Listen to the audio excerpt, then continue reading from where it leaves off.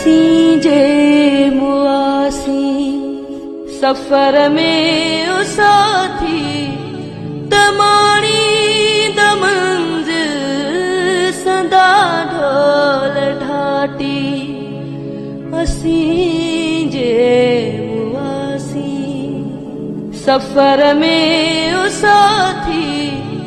तमाणी the मंज़िल सदा ढोल ढाटी असीं